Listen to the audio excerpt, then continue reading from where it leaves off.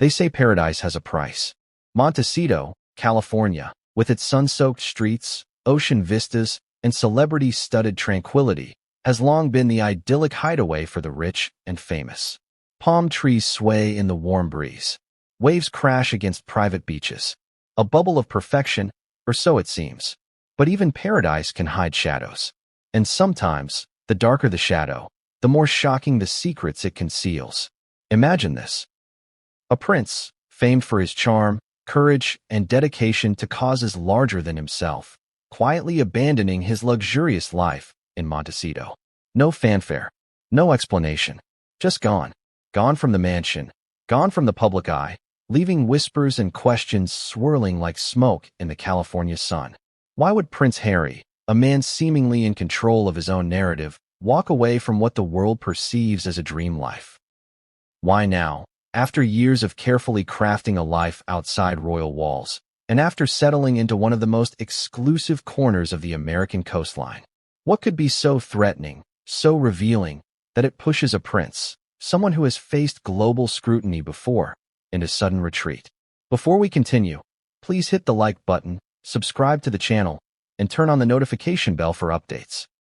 The answer, as unbelievable as it may sound, is tied to people, places, and photographs that most of us never imagined would intersect with the lives of a royal family in exile.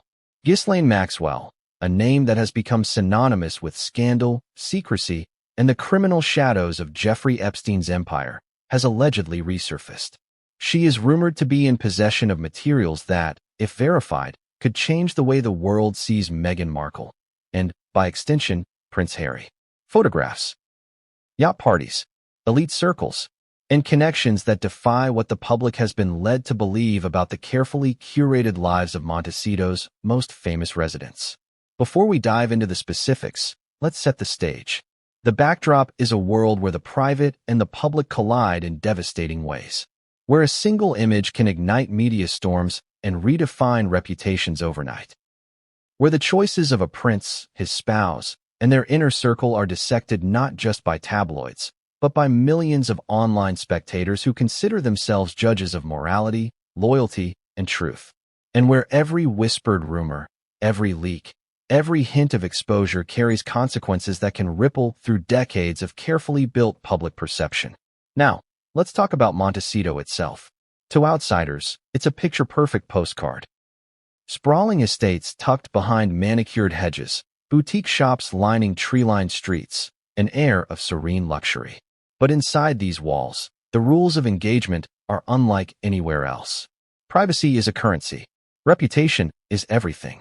And secrets, well, secrets are weapons. For Prince Harry and Meghan Markle, Montecito was supposed to be a sanctuary, a place to live quietly, shielded from relentless British tabloids and the relentless glare of global media. It was supposed to be a haven for their family, a place to raise their children far from the historic burdens of monarchy. But sanctuary doesn't exist where power, influence, and scandal converge. The arrival of allegations, photographs, and revelations tied to Jeffrey Epstein's network turned that sanctuary into a pressure cooker. And when Ghislaine Maxwell's name enters the equation, the stakes escalate exponentially. Maxwell, whose legal battles and personal notoriety have kept her in the headlines for years, allegedly holds information that could link Meghan to parties and events that she and Harry have long distanced themselves from. Imagine the tension, a hidden world suddenly thrust into the glaring spotlight, threatening to dismantle the narrative carefully constructed over years. The emotional stakes are enormous. For Harry, it's not just about headlines or public opinion. It's about legacy, personal safety, and the safety of those he loves. For Meghan, the ramifications are equally intense. Public perception, career ventures, and the relentless scrutiny of both the media and a world eager to assign blame. And for observers, this is a story that touches on the bizarre collision of royalty, celebrity, and criminal infamy. A narrative so extraordinary it reads like fiction but is unfolding in real life. But what exactly is at the heart of this storm? Allegedly, yacht photos that place Meghan in the orbit of Jeffrey Epstein, captured at parties that Maxwell herself attended.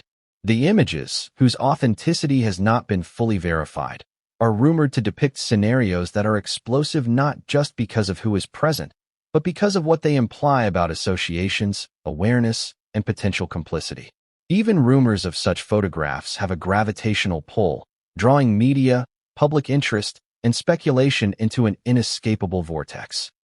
And here's where the story becomes more complicated. Prince Harry's reaction, or, some might argue, his strategic retreat. Some say he left Montecito to protect Meghan from scrutiny, to shield his family from a media firestorm he knew was inevitable. Others argue that his disappearance signals fear, avoidance, or even a deeper understanding of the ramifications that most of us can only speculate about. The truth, as always, is likely tangled, layered, and nuanced. And in the absence of public statements, the questions multiply, each one heavier than the last. Let's pause and consider the broader context.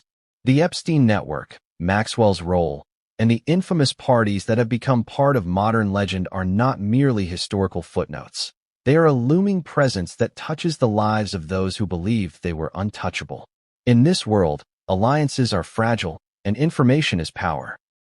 One leak, one photograph, or one careless word can destabilize lives that are otherwise insulated by wealth, privilege, or influence. The collision of these forces with the Sussexes' carefully curated existence in Montecito is not coincidental. It is dramatic, it is dangerous, and it is intensely compelling.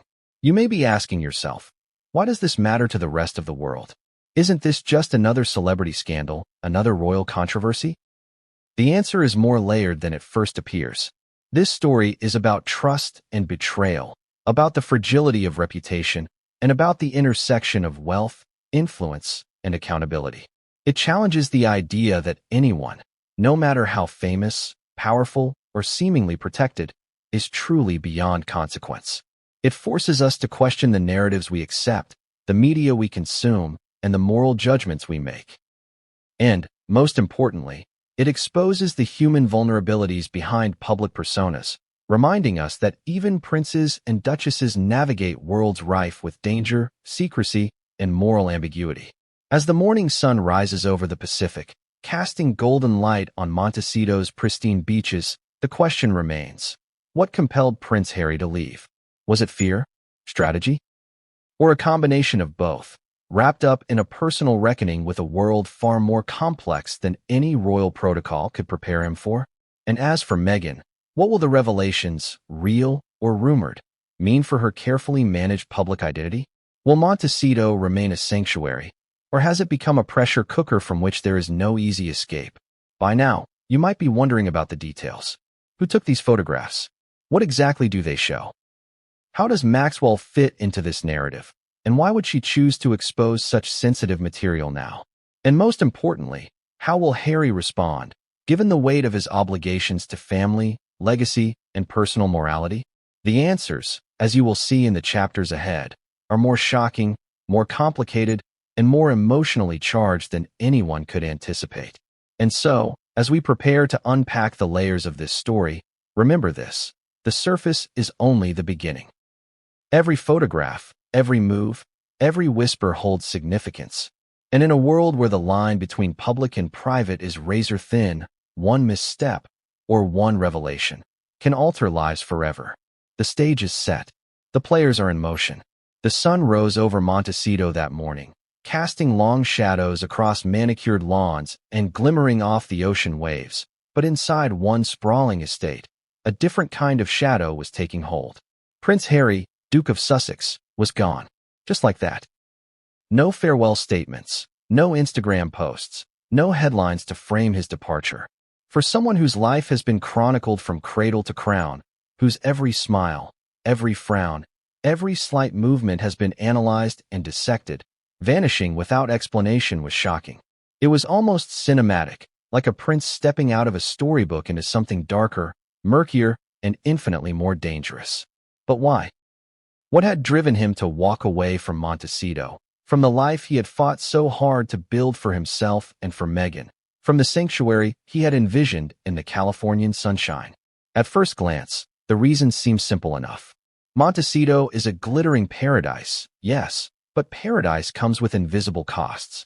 There's the relentless paparazzi, who hide behind hedges and cameras, documenting everything from casual walks to soccer games with their children. There's the social pressure of celebrity neighbors, people with wealth, influence, and egos the size of the estates they inhabit.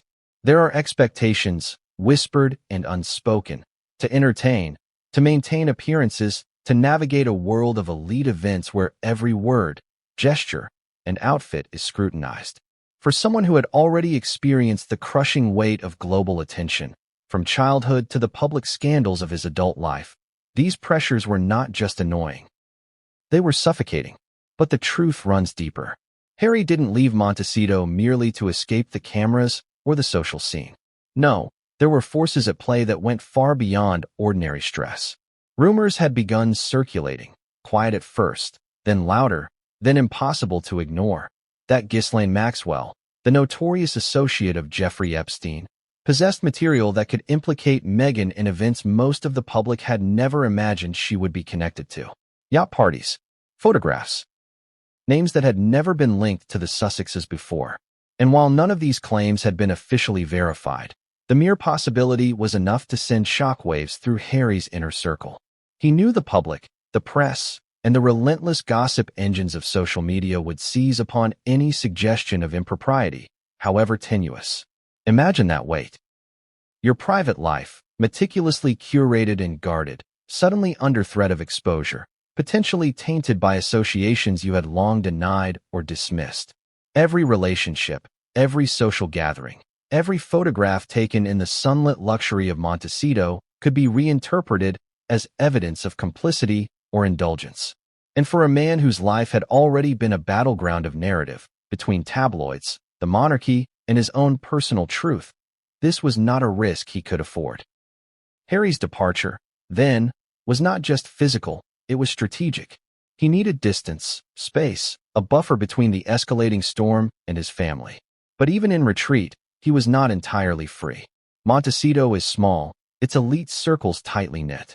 Word travels fast, and secrets, even those carefully guarded, have a way of escaping. Each passing day, without explanation, added fuel to speculation. The media filled in the gaps with dramatic headlines. Prince Harry flees Montecito, royal family in shock, Sussexes and Epstein connection, and the public, hungry for scandal and revelation, responded with a flurry of tweets, comments, and posts, dissecting every known detail of the Sussexes' California life. What was Harry running from exactly? Fear, yes, but also responsibility. There's an irony here that cannot be ignored. He had spent decades fighting for autonomy, for the ability to live life on his own terms, free from the strictures of royal protocol. And yet, when confronted with a threat not from the monarchy, but from the broader shadows of wealth and influence, legal, social, and possibly criminal, he found himself once again cornered. The world he had tried to escape, it seemed, had followed him across the Atlantic, its tendrils reaching even into the sun-drenched hills of Montecito.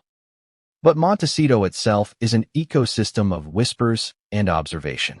Neighbors speak in cautious tones, aware that any rumor can ricochet across social media in minutes. Security teams and estate managers navigate a delicate balance between privacy and paranoia. And in the midst of all this, Harry's absence became a story in itself. Was he hiding? Was he strategizing? Was he preparing for some kind of confrontation? Or was he simply exhausted? A man who had carried more personal and public burdens than most could imagine, seeking solace in the only way left available to him, by disappearing? There's also the psychological angle. Being constantly scrutinized changes how a person interacts with the world. Every smile becomes a statement, every casual gesture open to interpretation. In Montecito, a place meant to offer relief from such pressures, the irony was that they persisted, amplified by the very society that should have offered peace.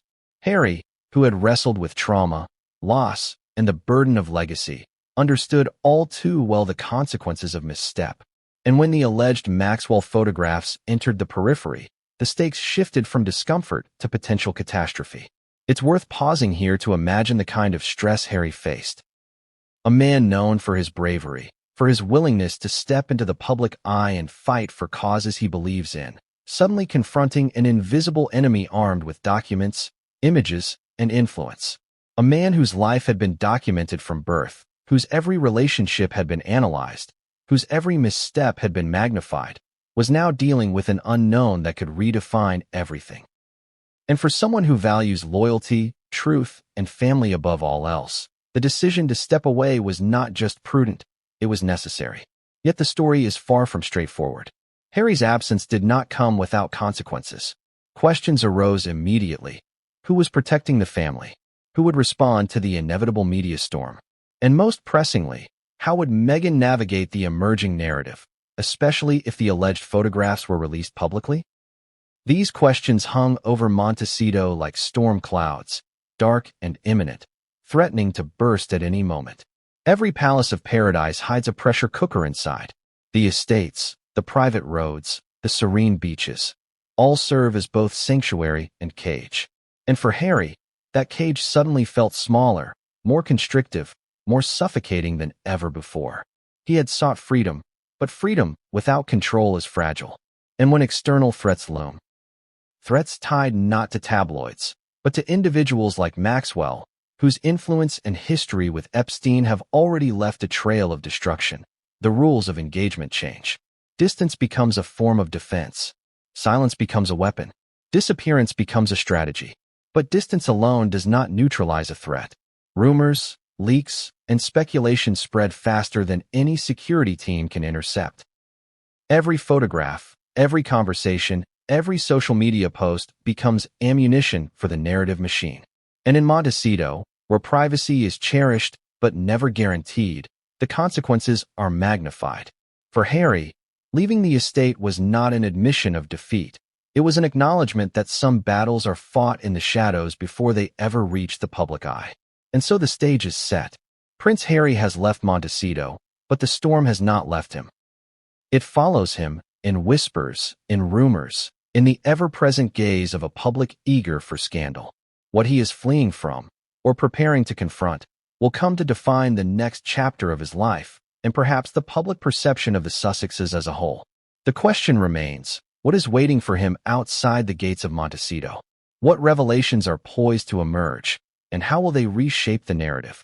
One thing is certain, Harry's departure is not the end of the story.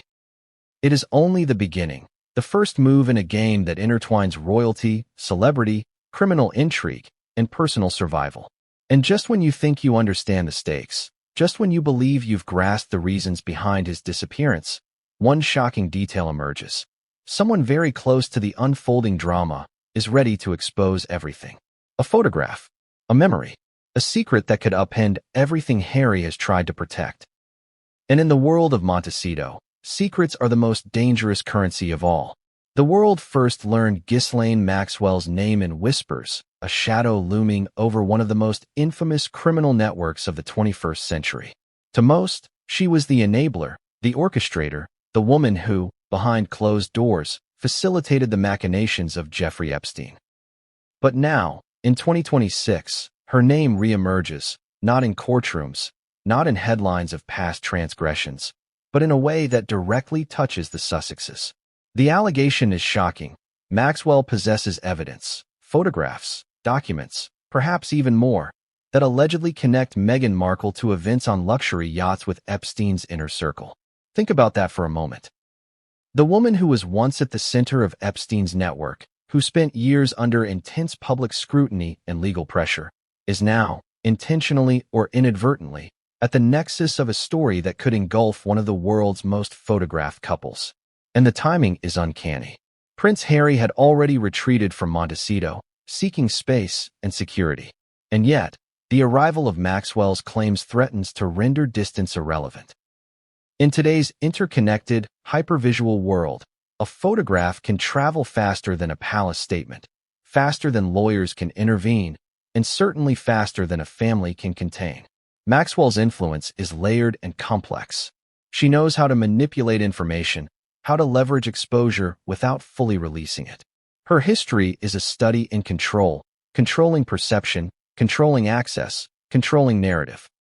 And the very idea that she might hold images of Meghan Markle, images that could be taken out of context, manipulated, or exaggerated, is enough to trigger a cascade of anxiety among the Sussex inner circle. It's important to clarify that, at this stage, much of what is being reported remains unverified. The nature of Maxwell's alleged materials is shrouded in secrecy, a fog that fuels speculation.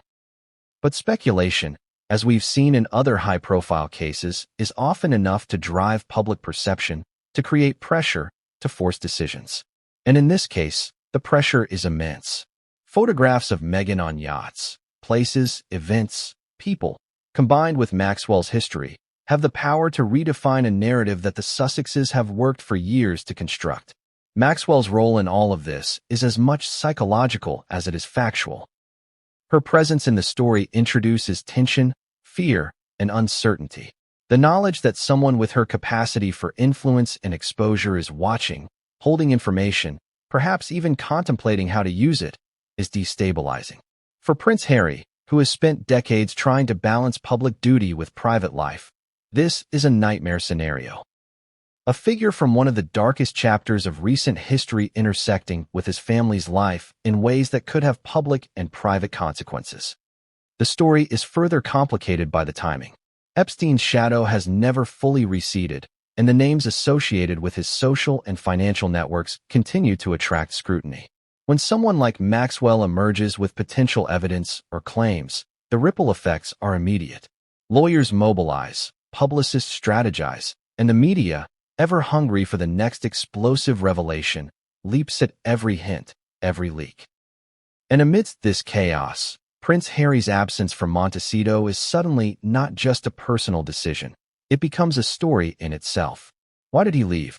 Was it to avoid Maxwell, to prepare for her revelations, or to protect Meghan from the potential fallout? The answers are elusive, but the stakes are undeniably high. The alleged photographs, if they exist as reported, are explosive not merely because of what they depict, but because of context and association. It is not just Meghan in these images. It is her presence among a network that has been linked to one of the most notorious criminal enterprises in modern history. In public perception, association often equals implication, and in the court of public opinion, implication can be as damaging as proof. Even the hint of involvement can trigger waves of outrage, speculation, and condemnation, and Maxwell, intentionally or not, has become the conduit for these waves.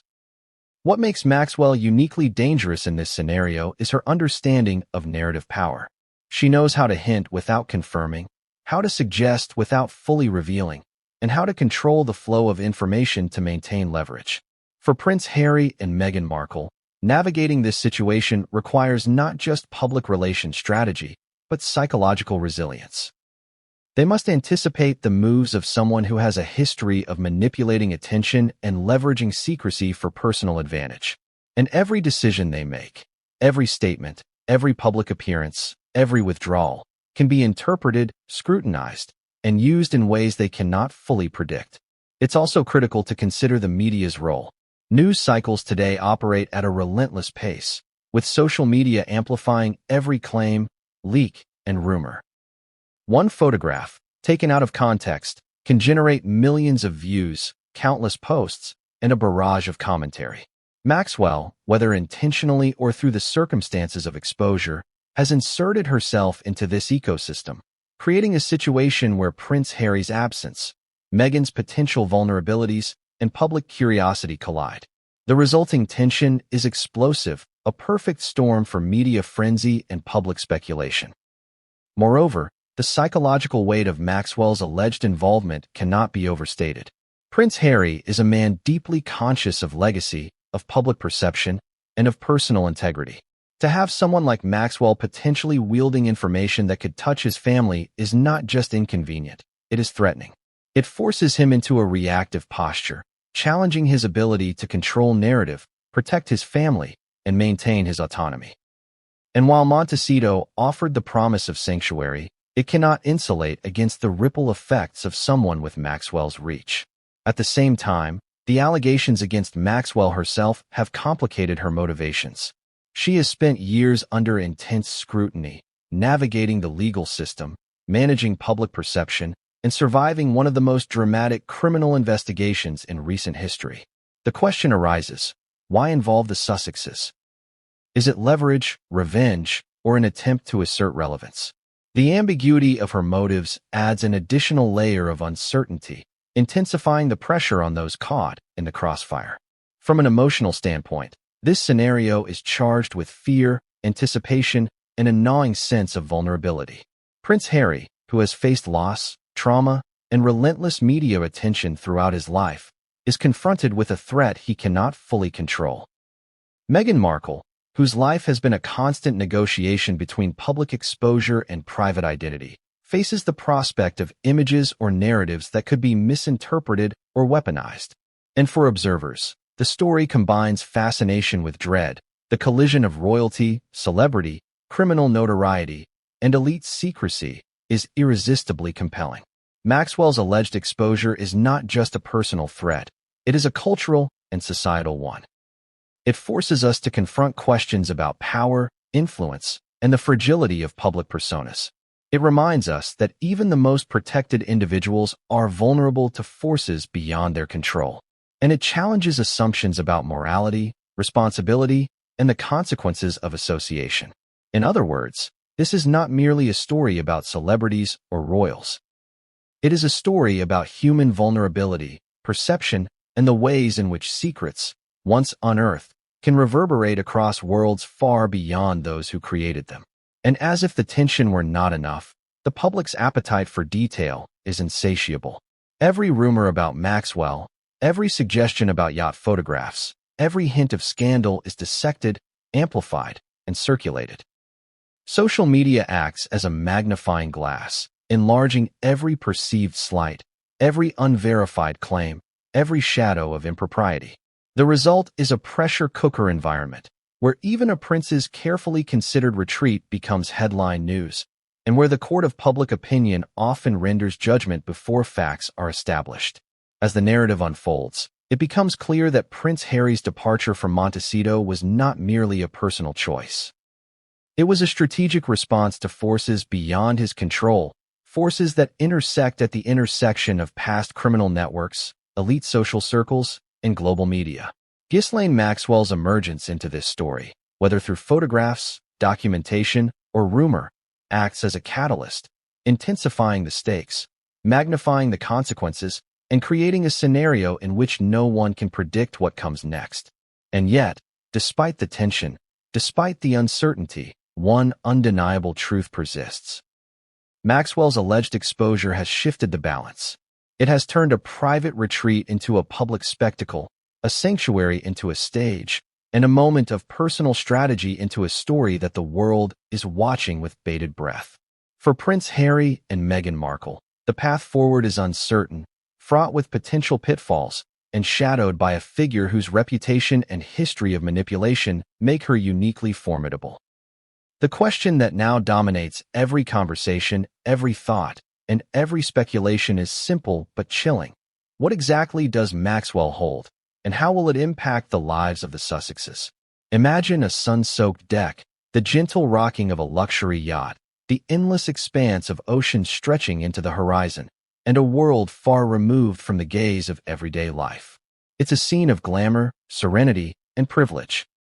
But for Meghan Markle, that deck was about to become the epicenter of a storm that would ripple across the globe. The yacht, owned and frequented by some of the wealthiest and most influential people in the world, has a history tangled with Jeffrey Epstein, Ghislaine Maxwell, and a network that most of us only know through sensational headlines. And now, photographs allegedly captured on that very deck threaten to upend everything Meghan and Harry have tried to build in Montecito. The first question on everyone's mind is obvious. What really happened on that yacht? Reports are fragmented, contradictory, and often speculative, but the underlying story is both compelling and disturbing. Allegedly, Meghan was present at gatherings that Maxwell organized, gatherings that included Epstein's associates and other members of elite society. The events themselves, while outwardly luxurious and seemingly innocuous, have been framed in rumors and allegations as potential hubs of influence, secrecy, and morally ambiguous behavior. Every photograph taken, every casual interaction, becomes a piece of a puzzle that the public is now trying to solve. An image can be worth thousands of words, but sometimes it can be worth a lifetime of scrutiny. Let's slow down and consider the implications. The presence of Meghan Markle on a yacht associated with Epstein raises immediate questions about judgment, association, and awareness. Was she aware of the criminal undertones surrounding the network she was entering? Was she deliberately participating, or simply caught in circumstances beyond her control? And crucially, how did these moments become immortalized in photographs that could resurface years later, weaponized by someone like Ghislaine Maxwell? The story, like many involving power and secrecy, is not as simple as it first appears. Yacht gatherings in elite circles are carefully orchestrated affairs. The guest lists are meticulously curated. The environment is both a playground and a stage, where appearances, relationships, and alliances are constantly negotiated. Every handshake, every toast, every glance can carry meaning, messages hidden in plain sight. For Meghan, being part of such an environment might have been seen as an opportunity to expand her social reach, to navigate elite circles, and perhaps even to secure her own ventures or influence. But in hindsight, those same moments are fraught with danger.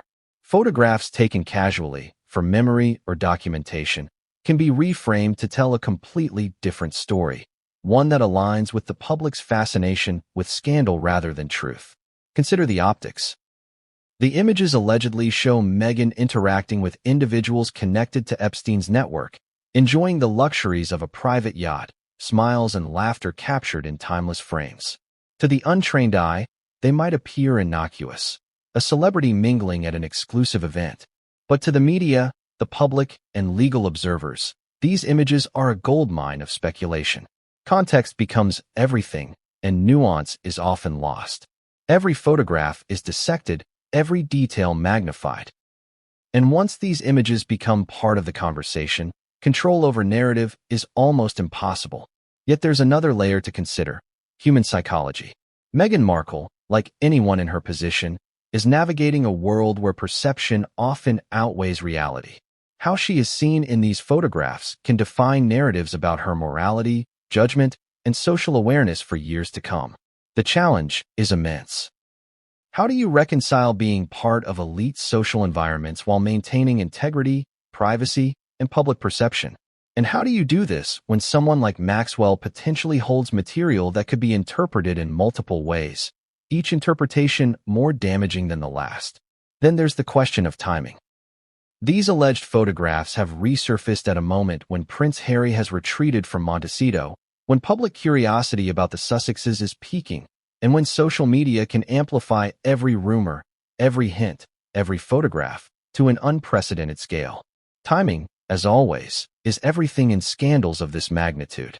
The convergence of exposure, absence, and speculation creates a perfect storm, one where even small details can explode into global narratives. The yacht itself is a character in this drama. It represents freedom, luxury, and detachment from the mundane world, but it also represents secrecy, isolation, and vulnerability. On board, the walls are thin, the cameras unseen, and the potential for photographs or recordings to surface is ever present. A casual image taken from memory, once captured, is no longer under your control. And in Meghan's case, these images are not just photographs. They are symbols of how elite environments can quickly become traps for anyone, regardless of status or intent. Let's not forget the human element: emotion, tension, and awareness. Being in the presence of figures like Maxwell or Epstein's associates is not just socially complex, it is emotionally charged. There's the need to navigate conversations carefully, to maintain poise, and to balance charm with caution. Missteps, no matter how small, can be interpreted as complicity. And even when no wrongdoing occurs, perception can become reality in the court of public opinion. For Meghan, each interaction on that yacht becomes a thread in a tapestry that could be used to weave a story entirely separate from her intentions. The narrative takes another twist when you consider the legal implications. Photographs and events on the yacht could theoretically be scrutinized under investigations, not just for social or ethical reasons, but for potential legal consequences. While there is no direct evidence linking Meghan to illegal activity, The association with Maxwell and Epstein-adjacent networks complicates public perception and increases pressure on legal teams, publicists, and even family members. The shadows of possibility, of misinterpretation, of insinuation, of speculation, loom large over what might otherwise have been an inconsequential social engagement. The emotional toll on Meghan cannot be underestimated. Imagine knowing that your private moments, taken in a context that felt safe, are now potentially being reinterpreted by millions of people, scrutinized by journalists, and leveraged by someone with Maxwell's notoriety. It's a scenario that blends fear, anger, and helplessness. Every gesture, every laugh, every casual pose can be weaponized. And in a world obsessed with scandal, nuance rarely survives. As observers, it's easy to get lost in judgment, to speculate about awareness or intent.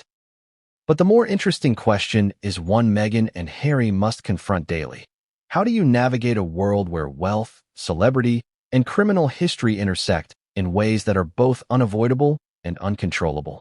How do you protect your family, your reputation, and your mental health when every social interaction can be reframed into a narrative you never intended? And most importantly, how do you respond when someone like Maxwell, a figure who thrives on secrecy and leverage, enters the equation? These questions do not have easy answers. The alleged yacht photographs are more than images. They are symbols of vulnerability, exposure, and the fragility of control. They highlight the paradox of elite life. The closer you get to power, luxury, and influence, the further you are from true security. In a world where anyone can capture a moment and the internet can amplify it infinitely, safety is as much about perception as it is about reality. And yet, amidst all the speculation, one truth stands out. The photographs, the yacht, and Maxwell's alleged exposure have shifted the narrative irreversibly. Prince Harry's departure from Montecito, once a private matter, now takes on new significance. It is not just about retreat. It is about anticipation, strategy, and preparing for the inevitable confrontation with public scrutiny. The stage is set for a collision of perception, reality, and emotional stakes that will play out over months, if not years. So, what really happened on the yacht? The short answer: we may never know the full story. But the long answer is far more compelling. It is a story of calculated appearances, social navigation, and the thin line between innocence and implication. It is a story of a woman caught between her own autonomy and the forces of influence that surround her. And it is a story that will test the limits of privacy, family loyalty, and public perception. When Prince Harry left Montecito, the world reacted with shock, speculation, and a flurry of headlines. Royal in exile. Harry flees family home. Sussexes in crisis. But behind the media spectacle, the story was far more nuanced, complex, and emotionally charged than any headline could convey. For Harry, this was not a simple act of abandonment. It was a strategic response to a situation that threatened everything he valued: family, privacy, and control over his own narrative. The first question that arises is obvious. Why now? Why? After years of carefully managing his departure from the royal family, after establishing a new life in California, would Harry suddenly disappear? The answer lies in a convergence of factors, both personal and external. On one hand, the alleged exposure of Meghan Markle by Ghislaine Maxwell introduced a new, unpredictable element into Harry's life. Photographs, rumors, and social speculation have a unique power. They can't be contained, controlled, or ignored. Every image that surfaces carries potential consequences, and Harry, acutely aware of the stakes, recognized the need to act decisively. But there's more. Harry's decision to leave Montecito wasn't made in a vacuum. It was informed by a lifetime of experience navigating media scrutiny, family expectations, and public perception. From his earliest days in the public eye, he had learned the brutal calculus of attention. A single misstep, a single leak, can overshadow years of careful work. The alleged yacht photographs represented not only a threat to Meghan's reputation, but also a challenge to his own ability to protect his family. In that light, his departure can be seen as a defensive maneuver, a way to create space, to recalibrate, and to prepare for what was coming. Yet, for the public, the optics were dramatic. A prince leaving behind his estate, his household, and even his own community looks, at first glance, like retreat or abandonment. Critics quickly framed it as cowardice. Speculation ran rampant about marital tension, and social media narratives painted a picture of Harry as overwhelmed or defeated. But to understand the reality, one must consider the psychological weight of the situation. Harry is not merely a celebrity. He is a man whose life has been documented and scrutinized from birth, a man who has experienced loss, trauma, and relentless public judgment. In such circumstances, the decision to withdraw temporarily is not weakness, it is survival. The emotional stakes are profound. Leaving Montecito meant leaving a perceived sanctuary. A home he had hoped would be shielded from the media frenzy, a place where he and Meghan could live on their own terms. Yet the alleged Maxwell photographs transformed that sanctuary into a potential liability. Privacy, in this case, became impossible. Presence itself, even within the confines of a private estate, could be interpreted as complicity or exposure. Harry's departure, then, was not about abandoning Meghan. It was about anticipating the impact of an external threat that neither he nor she could fully control. Consider the social dynamics at play. Montecito is more than a location.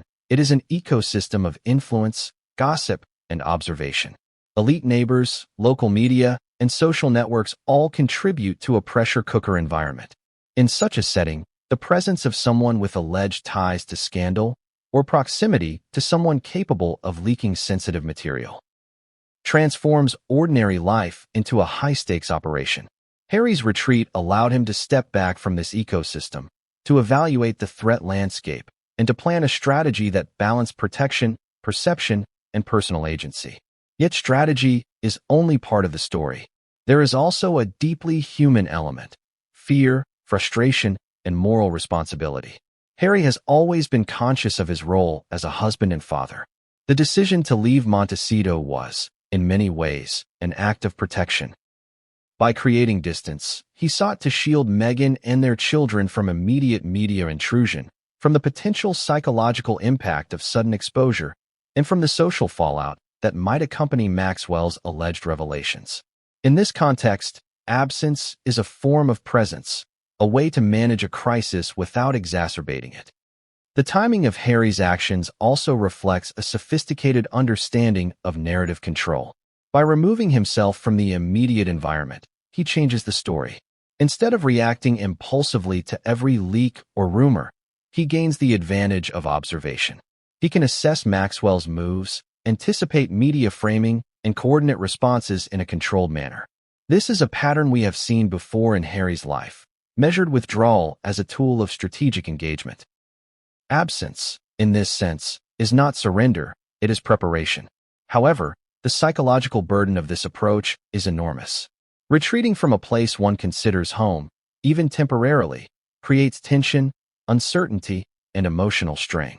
Harry must grapple with isolation, the fear of misinterpretation, and the constant pressure of public scrutiny, even from a distance.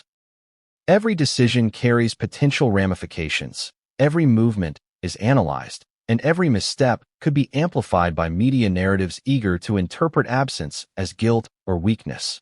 The reactions of those closest to Harry add another layer of complexity. Advisors, legal teams, and family members must navigate a delicate balance. Supporting his decision while managing public perception, ensuring security while preparing for potential leaks, and offering counsel while respecting personal autonomy. The network around Harry becomes both shield and amplifier.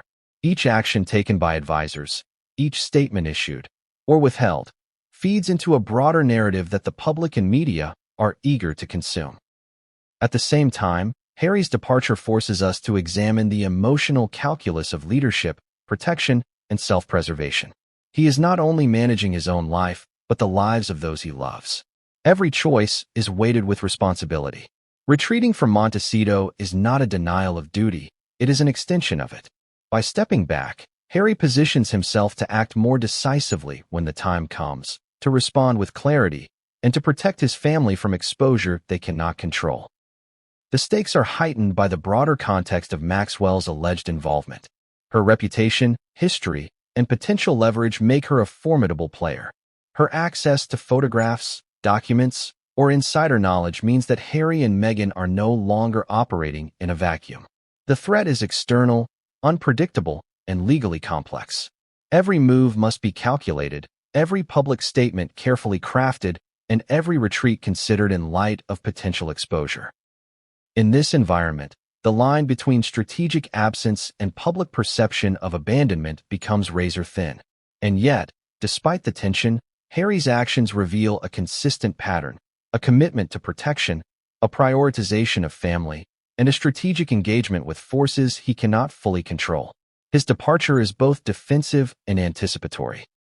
It is a recognition that in a world dominated by media, wealth, and criminal influence, sometimes the most powerful move is to step aside, observe, and prepare.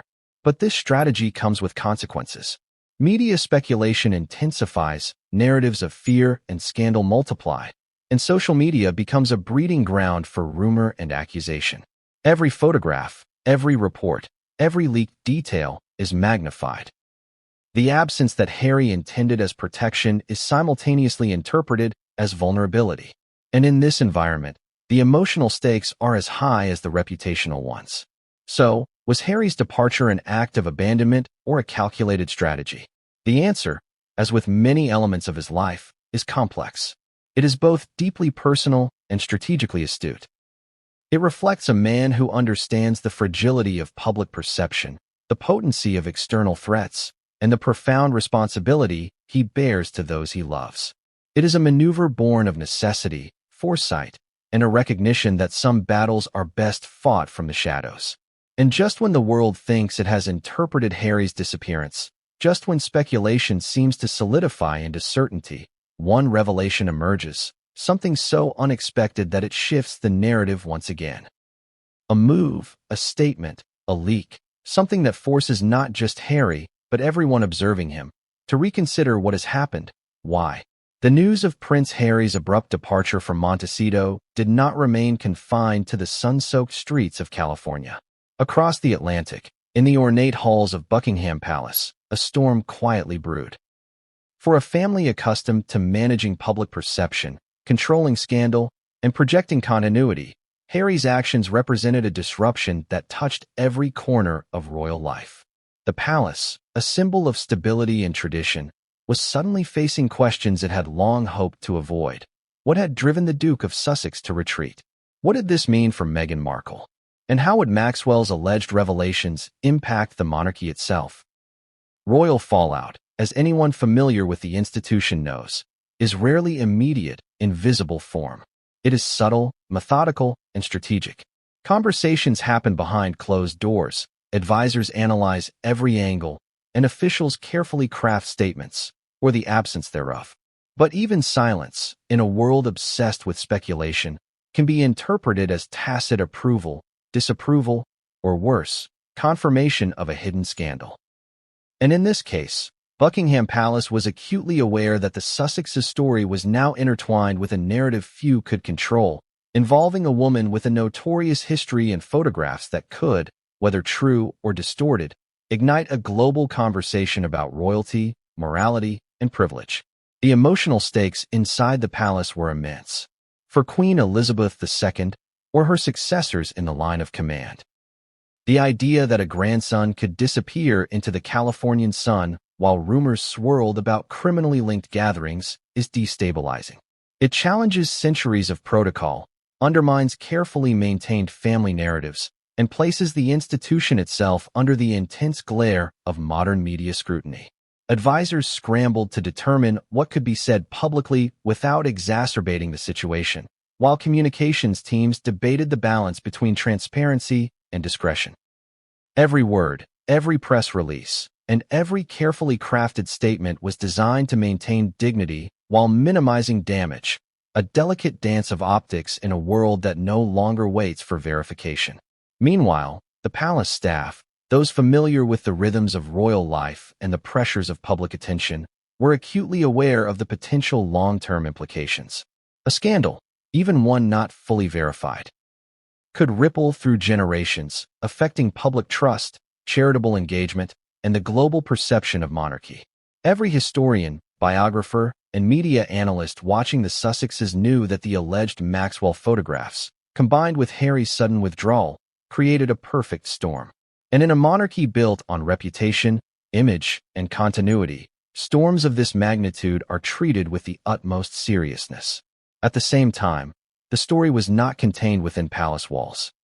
Montecito itself became a parallel stage, with its own cast of characters, whispers, and interpretations. Neighbors, friends, and local influencers speculated endlessly. Why did Harry leave now? Was it purely personal, or was he acting to shield Meghan from potential fallout? Did he anticipate Maxwell's revelations and act preemptively, or was this departure a reaction to leaks, threats, or even internal pressure? The contrast between the measured, disciplined palace response and the hyperactive, rumor-fueled environment of Montecito created a tension that was both public and private, local and global. The fallout reached beyond reputation. It seeped into relationships. Within royal circles, questions emerged about loyalty, judgment, and strategic alignment.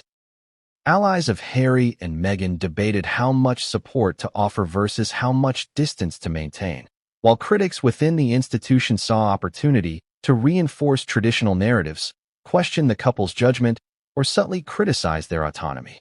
In a family accustomed to hierarchy and precedent, the sudden reintroduction of uncertainty creates a cascade effect. Advisors, cousins, and staff alike begin recalibrating their positions, recalculating risk, and reassessing influence. Public perception added another dimension. The media, fueled by leaks, social media speculation, and the inherent drama of royal life, painted a complex picture. Headlines suggested panic, estrangement, and scandal. Online commentary oscillated between outrage, sympathy, and fascination. Every image, every rumor, and every official statement, or lack thereof, was analyzed for hidden meaning, coded messages, and emotional subtext. In an era where virality dictates reputation, Buckingham Palace found itself navigating a minefield of perception while trying to preserve the dignity and continuity of centuries-old traditions. The human dimension, however, cannot be overlooked. Beyond statements and optics, the royal family is dealing with genuine emotional responses. Worry for Harry's well-being, concern for Meghan's exposure to public scrutiny, and anxiety about the long-term implications for the institution. Even those outside the immediate circle, distant cousins, former aides, and advisors, felt the tremors of this crisis, understanding that one family member's choices can affect the entire web of relationships, influence, and legacy. The palace is a network of relationships, and any disruption reverberates, sometimes unpredictably. Interestingly, the alleged Maxwell photographs serve as both catalyst and mirror. They reflect back not only on Meghan but also on the institution, testing its resilience, adaptability, and capacity for crisis management. They force the palace to confront questions it may have preferred to avoid. How much autonomy should senior royals exercise outside official duties? How do personal choices intersect with public responsibility? And when scandal approaches, how can the monarchy navigate a world in which media, social perception, and legal ambiguity converge in unpredictable ways? And yet, while the palace responded with discretion, Montecito reacted with immediacy. Neighbors, local media, and social media communities amplified every whisper, speculation, and sighting. Harry's absence was no longer a private decision. It was a public event, a trigger for debates, analyses, and predictions about the couple's future. Every choice Meghan made, public appearances, social media posts, or interviews, was interpreted as reaction or strategy. The combination of royal caution and local speculation created a dual narrative, one meticulously controlled, one wildly uncontrolled, and both profoundly consequential. The fallout, however, did not stop at perception. Relationships within the Sussexes' immediate circle were strained. Friends, staff, and confidants wrestled with questions of trust, loyalty, and security. Every interaction, every piece of advice, and every strategic recommendation carried enormous weight. Decisions that might have seemed trivial in ordinary circumstances, who answers calls, who speaks publicly, who monitors social media, suddenly became critical. One misstep could ignite further controversy, and the potential for misinterpretation was amplified by the global audience. And then, the whispers grew louder. Not only were the alleged photographs circulating in rumors, but new details began to emerge. Hints of conversations, private communications, and meetings that suggested the exposure was more than speculation.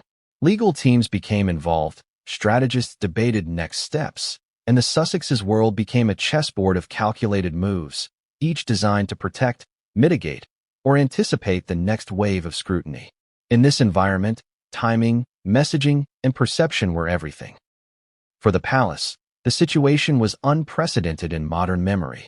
Royals have always faced scandal, scrutiny, and public opinion, but the intersection of celebrity culture, criminal notoriety, and digital media created a new paradigm. One photograph, one rumor, one leak could cascade across continents within hours. And when Maxwell's name entered the narrative, the stakes were elevated to an entirely new level. Her notoriety, credibility with certain networks, and potential access to sensitive material made her influence immediate, tangible, and, for the palace, unervingly potent. Yet, despite all the pressure, one thing is clear: Buckingham Palace is not idle. Advisors coordinate, messages are refined, and strategies are crafted to manage both public perception and private realities. Every potential outcome is analyzed, every risk assessed, and every possible narrative considered. The goal is to preserve stability, protect family members, and maintain the image of continuity that the monarchy has depended upon for generations. And at the heart of all this is the recognition that Harry's departure, Maxwell's alleged exposure, and Meghan's position create a constellation of challenges that cannot be ignored, downplayed, or dismissed. But even as the palace works behind the scenes, the world outside, both in Montecito and across the globe, is watching. Social media speculation, media analyses, and casual observers magnify every action. Every absence, every statement, every rumor becomes a point of discussion. Public perception, once formed, is difficult to alter, and the court of opinion can be more ruthless than any formal legal system. Harry and Meghan are not merely navigating a family or personal crisis. They are navigating the intense scrutiny of a global audience, a challenge amplified by Maxwell's shadow. To understand the magnitude of what Prince Harry and Meghan Markle are now entangled in, we must first step into the murky intersection of Hollywood glamour, wealth, and the dark network surrounding Jeffrey Epstein. The world Epstein created, or more accurately, the network he curated, was a labyrinth of luxury, influence, and secrecy. Parties on private yachts, events at sprawling estates, and connections to the rich and famous were all part of a system that blurred the line between opportunity, indulgence, and moral compromise. And it is precisely this tangled web that now threatens to reach across oceans and touch the lives of the Sussexes in Montecito. Epstein's influence in Hollywood was subtle yet pervasive. He moved quietly, leveraging wealth and connections to insert himself into the lives of celebrities, producers, executives, and other power players. It wasn't just the allure of luxury, it was the promise of access. Access to networks, to opportunity, and to influence that many would have considered untouchable. Ghislaine Maxwell was central to this orchestration, navigating social circles with precision, introducing guests, arranging events, and curating a world in which the powerful felt both entertained and indebted. For Meghan Markle, the alleged connection to this network comes from her presence at social gatherings that, at first glance, seemed purely elite and aspirational. Yacht parties, charity events, and celebrity-filled functions were the norm for someone moving in Hollywood circles. But the danger of these spaces is that appearances can deceive.